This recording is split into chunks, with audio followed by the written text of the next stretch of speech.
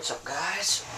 I needed video ideas, so the first thing that came up to my mind was top 10 games of 2011. Sorry for taking this long to make this video, but I had to beat a load of games from Christmas, and I just beat the last one yesterday. So I got all 10 games right here, and I actually only have exactly 10 games from 2011. So if there's not a game on this list, it's because I didn't play it. So don't complain that games like Batman Arkham City or Dark Souls or I can't think of any others right off the top of my head, but if you don't see a game on here, it's because I don't have it. And Batman could be like really high up there, Dark Souls too, but I don't have those games. So I didn't actually make like a real list. I just got all the 10 games here, and I'm kind of going to go off the top of my head. These games all deserve the number one spot. Different people doing the review, doing the top 10. Each game could potentially be their number one. They all should be number one. They're really good. You all should buy all of these games. But I guess I should start this video if I don't want it to be 30 minutes long. First one, Metal Gear Solid HD Collection. This should be my number one, but I was like, you know what? It's not technically from 2011. Like, these games were all PS2 games besides Peace Walker. That was a PSP game of 2010. So I figured, you know what? I'll just make it my number 10 to have 10 games to actually do this for, and say, you know, you should buy it, but it's on the list because it didn't technically come out, like, it came out 2011, but they didn't really come out in 2011, so there's that. Next one, I'm going to say Killzone 3, because this game was, it could be my, it's my favorite first-person shooter, I'd say. The story was good. The multiplayer was really good. I actually tried hopping onto it last night, and I was getting wrecked, I guess. Just a little bit rusty. But honestly, it's number 9 because it's just another first-person shooter. You know, they get kind of stale. Number 8, man, it's tough. It's tough, like, decision. All right. Number 8, I'm gonna have to say Lord of the Rings: War in the North. It's a great game. You learn like loads of new stuff from like about Lord of the Rings that I would have never known if I didn't play this game. So if you're a fan of Lord of the Rings, I highly recommend this. It's a lot of fun. I played it with my dad, split screen. It was fun. It was like a really fun game, and very educational about like Middle Earth and everything. So if you're a fan of Lord of the Rings, go get that. Number 7.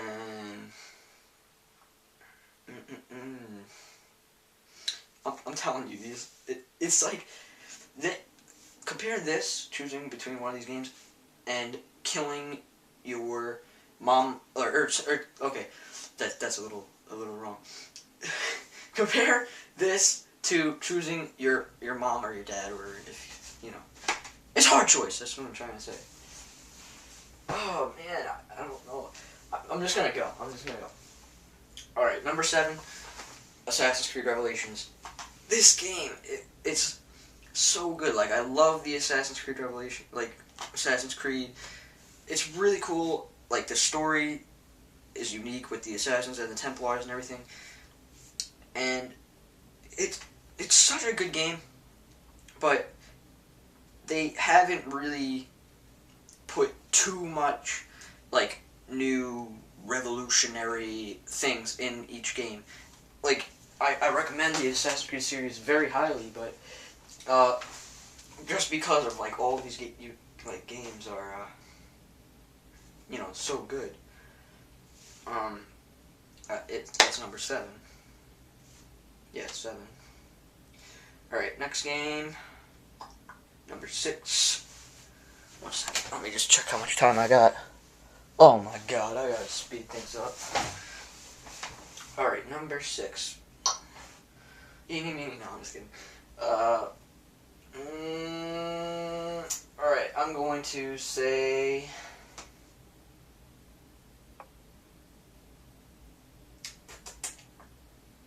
Dude, it's crazy. I probably should have thought of this beforehand. You know what? I'm just gonna tell you right now. I have those 4 games, and the other 6 games that I have here that I bought. The only 10 games I have from 2011, I have Assassin's Creed Revelations, Lord of the Rings, Killzone 3, and Metal Gear Solid HD Collection. And then I have Skyrim, Catherine, Portal 2, Little Big Planet 2, Uncharted 3, and L.A. Noire. And all of these games, every 10, like all 10 of them, could be number 1. It's just, you gotta get like really in-depth with how good they were.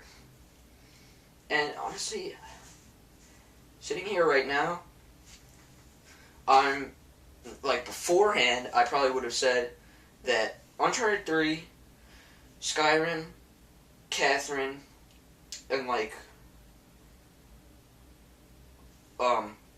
L.A. Noire would be, like, the 4 that I would be, like, top 4. But I just beat Portal 2 yesterday, and that's a really good game. And I can't believe I'm about to say this, but number 6, I'm gonna have to say Uncharted 3. I bought the collector's edition, that's why it's all like a tin case. Uncharted 3, probably my favorite series of games ever. But because it's so like sad that I have to go down to just like the genre. It's a third-person shooter, so that's why it's like docked.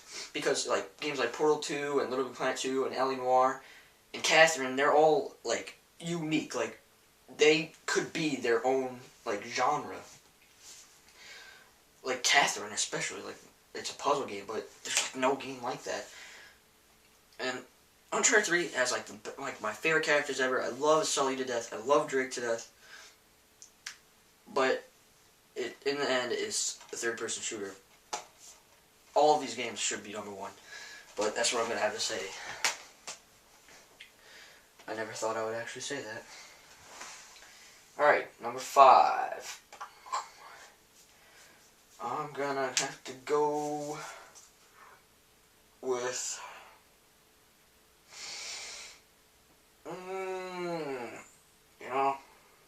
I actually never thought I would be doing this either.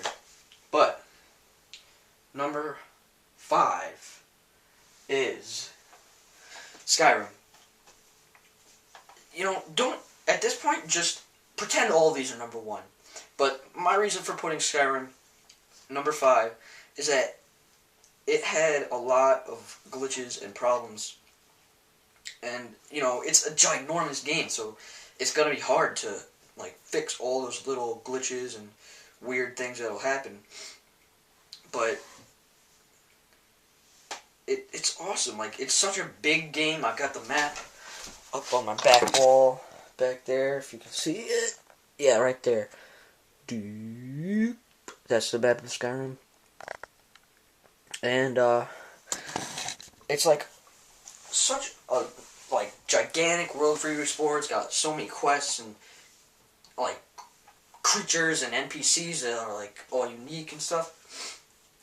But in the end, it had a lot of like technical issues. So that's why I'm gonna put it at number 5. Number 4.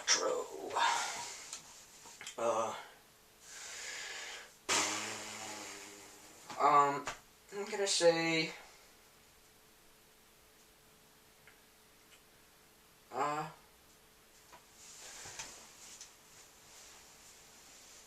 let's just call it a tie, and I'll show you all of these games.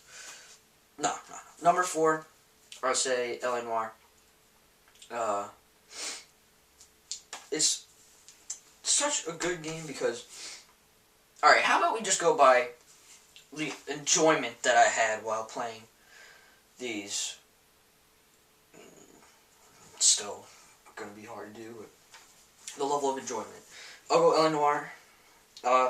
This game made me, like, scared when you get to, like, homicide and you gotta, like, look at these dead, naked women and, like, turn their heads and pick up their arms and crazy stuff like that, and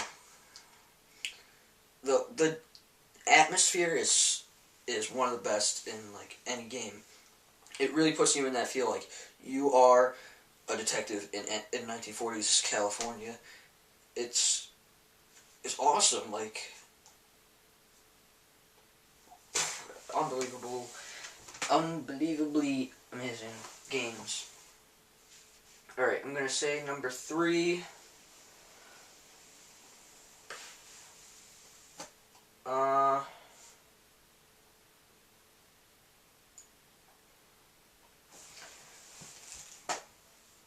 Portal 2, because it's like a challenging game at some points. So that kind of like it's a good thing to be challenging, and it's a very unique game. There really is no other game like it. But because it was like,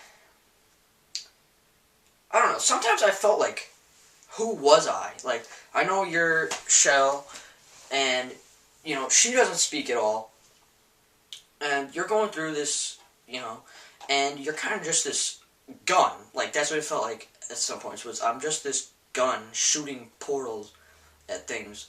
So that kind of hurt me a little bit, was that I'm not, like, connected to this character. Like, Wheatley's funny, GLaDOS is funny, Cave Johnson is funny, but at sometimes it was just like, who am I, you know?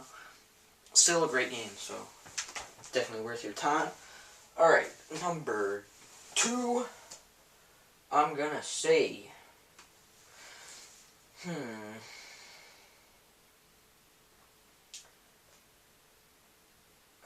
This is like this is the most difficult thing. You know what? Alright. This is really a tie now. Down to this is a tie. But I'm gonna just say 2 is Little Big Planet 2. Because it's so, like, all these games so unique, you know? I feel I need to, like, upgrade my vocabulary, but I'm just gonna go ahead and say this is a really unique game, and, you know, it's got the great create mode that I suck at, which I should, like, teach myself, because I have, like, good ideas for levels. I just need to learn the mechanics. You know, it's got Sackboy, this cute little dude running around in levels, and I don't know, just awesome game. Definitely worth your time if you own a PlayStation 3. And number 1, Catherine, because, like, the voice acting in this game was, I'd say, the best. Like, it was on par with Uncharted 3 and L.A. Noire's, like, face animation. Like, those 3 games definitely the best in voice acting this year. You have Travis Baker, pretty sure his name's Travis, Laura Bailey as Catherine, and I don't know who was the other Catherine with a K, but I don't know.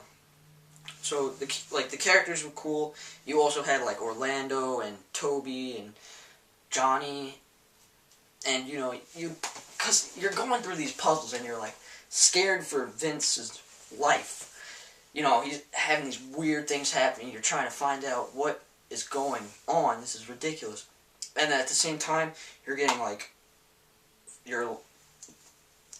don't know, you're getting sent like these pictures of Catherine with a C, and it's like this love triangle thing, but at the same time you're like fighting for your life, and you come home, like you come to the bar every day and you talk to your friends, like have drinks and like learn trivia about the drinks. But I like the art style too, where you go into the cutscenes and it's like that 2D anime kinda, and then yeah, it was just good games, people. Hard to decide which ones are better than the others. Go get every single one right now. It's $600, you know, very cheap. Not really. Go get every single one and play them because they're freaking awesome. Okay, that's that. Hopefully more videos because I've been lacking lately. I think the last video I made was in December, early December, about the VGAs.